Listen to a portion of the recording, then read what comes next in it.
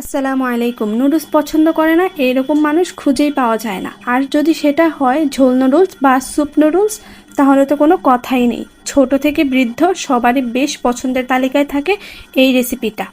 তো আমি কিভাবে এটা তৈরি করেছি চলেন আপনাদের সাথে শেয়ার করি। প্রথমে আমি কড়াইতে পরিমাণ মতো তেল দিয়ে দিলাম। তারপরে এখানে 1 টেবিল চামচ করে 2 টেবিল চামচ আছে আদা এবং রসুন কুচি।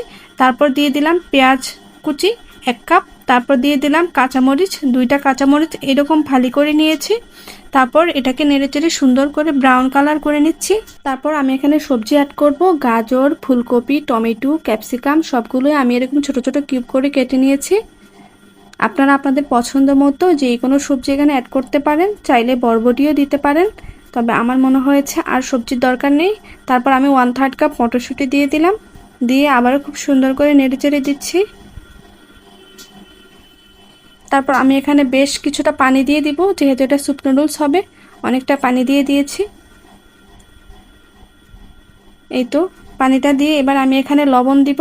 লবণটা স্বাদ অনুযায়ী দিবেন, যে এরকম দরকার। তারপরে একদম সামান্য একটু হলুদের গুঁড়ো দিয়ে দিব, দেখতেই পেয়েছেন। তারপরে 1/3 টিস্পুন দিয়ে দিব গোলমরিচের গুঁড়ো।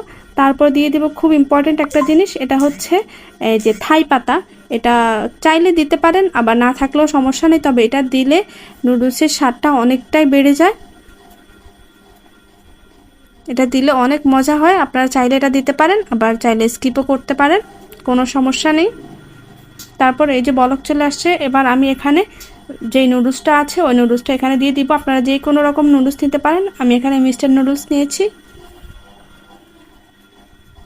এই তো নুডলসটা দিয়ে এবার খুব সুন্দর করে এটাকে মিশিয়ে দিব। তারপর এখন দিচ্ছি সস, টমেটো সস দিয়ে দিয়েছি 1 টেবিল চামচের মতো। তারপর চিলি সসটা একটু বেশি দিয়েছি, এটা 2 টেবিল চামচ। তারপর সয়া সস দিয়েছি 1 টেবিল চামচ।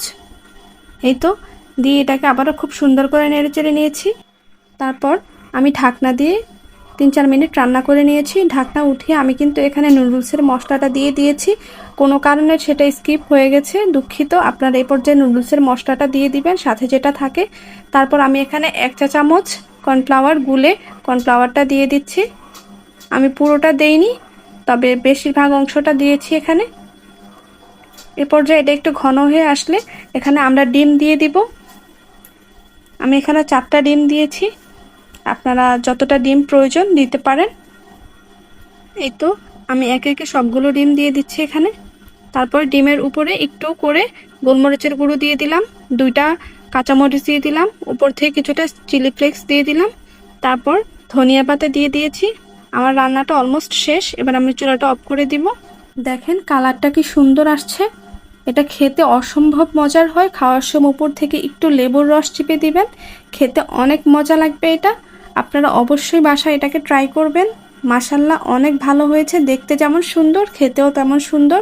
ছোট বড় সবারই বেশ পছন্দের এটা। আপনারা অবশ্যই এই রমজানে একদিন হলো ট্রাই করবেন, আর কেমন লেগেছে জানাবেন। আল্লাহ হাফেজ।